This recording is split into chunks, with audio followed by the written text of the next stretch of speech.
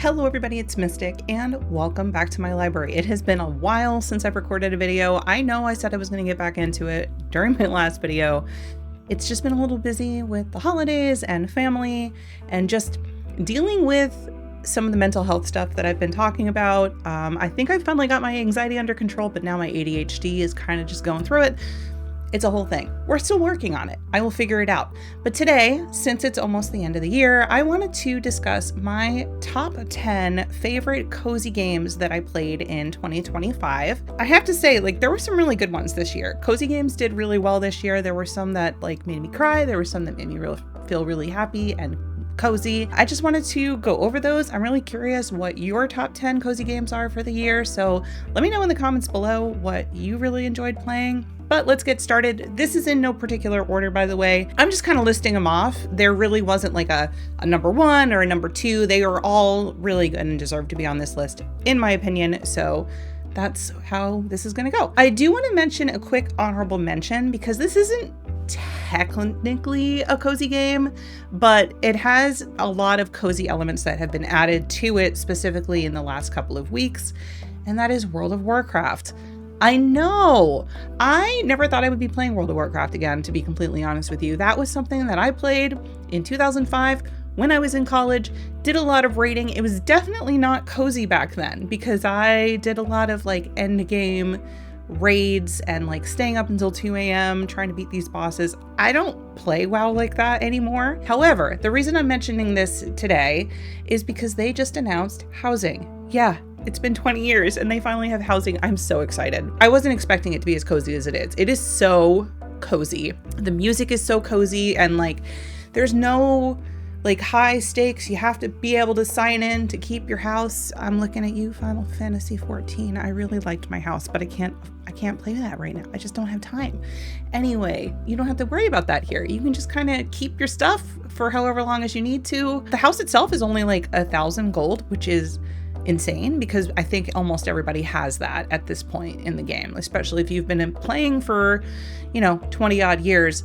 You probably have that, right? The way that the housing is done, it reminds me a little bit of Palia and also a little bit like the building aspect of Planet Zoo. You can really customize this. I've only just started playing around with it, but there are so many guides online on how to decorate and how to build custom windows and walls and all sorts of stuff. I have barely scratched the surface, but I have a feeling I'm going to be doing this a lot because like I said, it's so cozy and I'm not feeling like I'm hitting a wall running a boss fight or whatever. So perfect cozy game. If you haven't played WoW in a while, I definitely recommend checking out the housing. It's really cool. So now for the official list, I have 10 games that I considered my top cozy games of the year. And as I said before, these are in no particular order.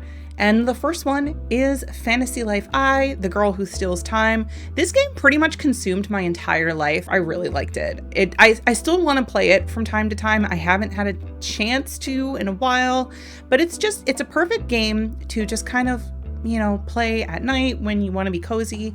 It's also fun to play with friends. I've done that several times, especially when there are the delves that you can do. I forget what they're called. They're not delves. They're dungeons, but they're crafting dungeons. It's hard to describe, but it's not high stakes or anything like that. You have your own little island that you can decorate to your heart's desire.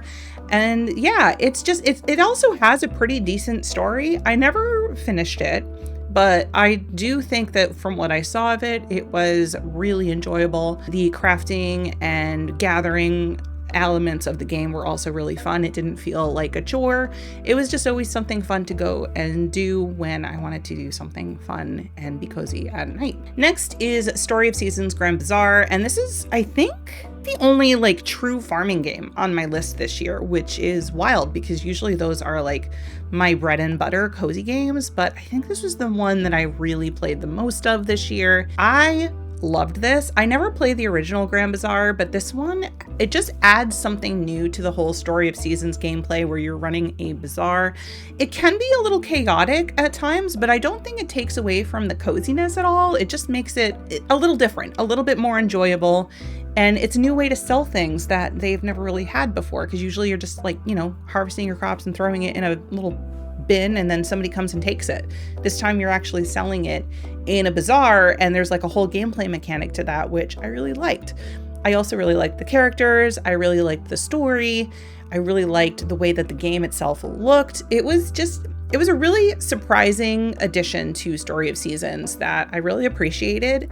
And I kind of hope that when they were doing future Story of Seasons games, whether it be a remake or it be like a totally new game, that they add something like this from now on, where there's just some new gameplay elements to it to just make the game feel a little bit fresher. And I think that that's what they did with Grand Bazaar, and I really appreciated that. Next is a game that I actually received from the devs, and I did cover it on a Let's Try. I think it was earlier this year, like probably in February or March, and that is Culebra and the Souls of Limbo. If you ever played Spiritfarer, I highly recommend Culebra and the Souls of Limbo. This game really helps to put death and loss and grief into a perspective that just makes it a little bit more palatable. It kind of has these really like neat, like Paper Mario-esque graphics. I'm not gonna lie though, this game will make you cry. I was sobbing when I was doing my Let's Try of it. As someone who does have a lot of grief that I'm still processing, I really appreciated that it gave me a chance to kind of like work on that and see that grief is always kind of different for everyone. It's not always pretty. And I just really appreciated how they handled death and grief and loss in this game. Very, very similar to Spiritfarer. You will cry, but it also feels like a good cathartic cry when you do, because it helps you like just process your own loss and grief. And I just was really grateful for that. I really enjoyed the story of this one too. I just really, really liked it. Definitely recommend if you are, even if you're not looking to process any grief, I definitely recommend it. It was a very well done game, and the story was really good as well. Next is 2 Point Museum, and I'm gonna add Zooseum to this, even though it just released a couple days ago. I was hoping so much that they were going to make a 2 Point like zoo type game, and it looks like they did. I was kind of hoping for its own standalone game, but I'm okay with it being an update to Museum. Museum was a game that I didn't cover at all on my channel, I don't think. But it was one that I played a lot of just offline. I sunk hours into this game, just trying to figure out how to have the best museum that I could. I'm not my husband. If you watch him, he goes really far into the strategies of these kinds of games. I just kind of like to do it and build pretty zoos? Well, zoos, but also museums. It's not one of those strategy games where you feel like you have to like micromanage everything, which is really nice because I don't like those kinds of strategy games. I really prefer the ones that are a little bit more casual, a little bit more cozy. There are definitely some strategy elements to this one, but I don't feel like they are overpowering in the gameplay or making my brain hurt or anything like that. And I just really appreciate the 2 Point series for that. It's also very like silly. There's a lot of dry humor in it, which I really love. I really like strategy games that don't take themselves too seriously. And this was like a perfect example of that. I really need to play more of it. I need to play more of Zooseum because it looks so good. And I love zoo games. Planet Zoo is one of my favorite games of all time. So I'm kind of looking forward to playing a little bit more and checking out the zoos that they have just recently added. Next is another game that was released, I think, early in 2025, because I remember playing it around my birthday. And that is Hello Kitty Island Adventure. I played so much of this game early in the year. I just really appreciated this one too. It's more of an Animal Crossing type game where you're just kind of like building up a neighborhood and you're trying to help your neighbors. There's also like missing neighbors that you have to go find and you have to do quests for them, and like you can update their buildings and all of that. And this is just another one that was really great for me to play in my downtime. I have always been a big fan of Hello Kitty, so it was nice to see it in a video game. I did play a lot of it. You can also play it multiplayer. I played a lot of it with my bestie, and we had a really great time just playing it together and trying to do some of those little like trials that they have. And yeah, I just really liked this one as well. It's very cute, very wholesome. I think there was recently a DLC released for it. I haven't played it yet, so I don't know if it was any good, but the base game for it was fantastic, and I definitely recommend it if you're just looking for something fun and cozy, kind of like Animal Crossing-esque. Next is this game I appreciate so much because it got me back into reading. I was in a huge reading slump this year where I wasn't really reading a lot of books, but then this game came along and I suddenly was really interested in reading again. and that's Tiny Bookshop. Tiny Bookshop is probably, like, if I had to name a cozy game of the year for myself, it would be Tiny Bookshop. It was just such an important game for me this year for so many reasons. Not only was the game itself just so much fun that I sunk hours into. I did put some of it on YouTube. Some of my footage is up here, but a lot of it I played for myself as well. And it just gave me a whole new appreciation for books and like tiny bookstores. I'm not talking about like the big corporate ones. It really helped me appreciate like running a small bookshop. And I've actually started going to more local bookshops in my area because of this game. And I found so many great ones. And I've just been like so much more into reading ever since playing it. If I feel like I'm ever in a reading slump, I actually turn this game back on and I play it again and it helps. I think that's just really great because as somebody who really loves reading, reading slumps suck. And being able to find a game that will help me along with my reading slump is it's just amazing. I really love this game so much. The story's really good. The characters are great. There are real books in the game that like you can learn about. You can learn about like a little brief synopsis of them. I mean, it doesn't have every book, but it has a lot. It has like classics. It has some of the newer released ones. Found a couple of books that I want to read because of this game. So I just really appreciate it for that. Next is another game that I was sent by the devs, and that is Grimoire Groves. And this one surprised me because it is a kind of like roguelike dungeon crawler game, which is not usually my kind of game. I don't typically do well with these. I've tried playing Hades a couple of times now. As much as I love that game and I love the story, the gameplay is just too much for me. I'm not great with like the fast twitch reflex types of games. While this is a roguelike dungeon crawler, it's done in a way that is not as stressful for me. Yeah, there's still like combat, but it's not combat in the way that you would think for a game like this. Like you're basically trying to grow a garden while running like these foresty dungeons.